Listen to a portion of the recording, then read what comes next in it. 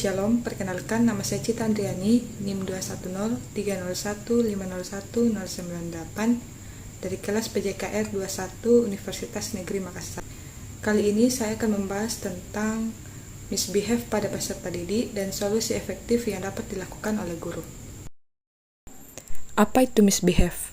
Misbehave adalah suatu tindakan atau bentuk perilaku yang menyimpang atau perilaku yang mengganggu jalannya proses belajar mengajar di kelas.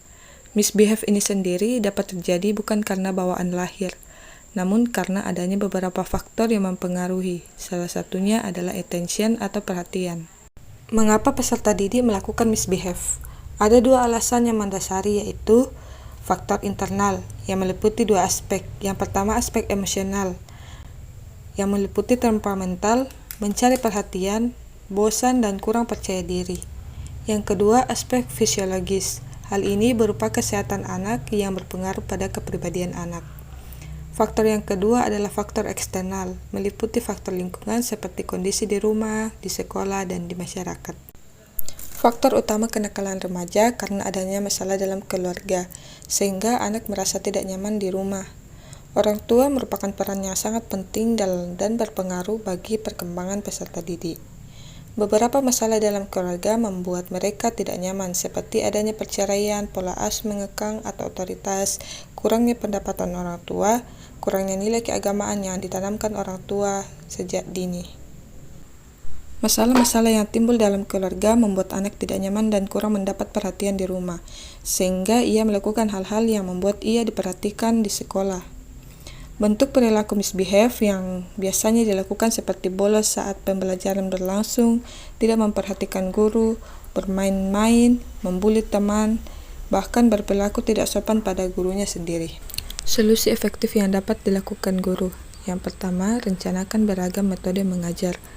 Setiap murid memiliki keunikan dan karakternya masing-masing.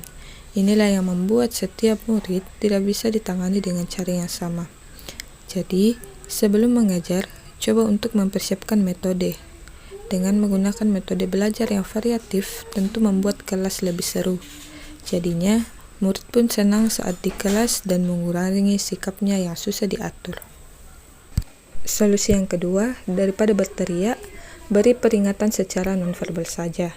Misalnya, bisa dengan menaruh jari telunjuk di depan mulut untuk memberikan kode jangan berisik. Bisa juga saat ada yang berisik, tetap murid yang membuat keributan sampai akhirnya sadar kalau diperhatikan dan diam sendiri. Yang ketiga, fokus pada perilaku positif murid.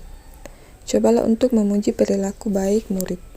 Ketika murid merasa dihargai sekecil apapun tindakan yang sudah diperbuat, mereka akan senang untuk terus berperilaku baik pula. Yang keempat, belajar mendengar murid. Coba sesekali berbicara dengan murid yang susah diatur secara personal.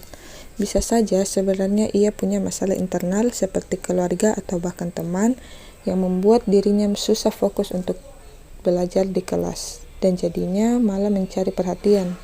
Dengan mencoba mendengarkan cerita murid, Bapak Ibu guru pun juga akan lebih mengerti kondisi murid tanpa harus bersikap marah terus. Yang kelima, berkoordinasilah dengan orang tua. Dalam hal ini butuh adanya koordinasi dengan pihak orang tua. Rutinlah mengadakan pertemuan sehingga bisa mengetahui perkembangan yang terjadi pada siswa, mulai dari perilaku siswa di rumah, di lingkungan pertemanan, kebiasaan siswa, dan sebagainya.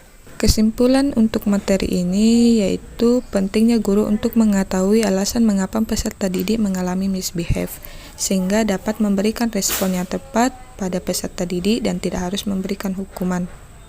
Guru tidak boleh menganggap biasa perbuatan misbehave, karena bisa saja misbehave yang dilakukan peserta didik awalnya tidak serius, namun karena dibiarkan dan tidak mendapat perhatian guru dan lingkungan sekitarnya, maka hal ini akan menjadi perilaku serius.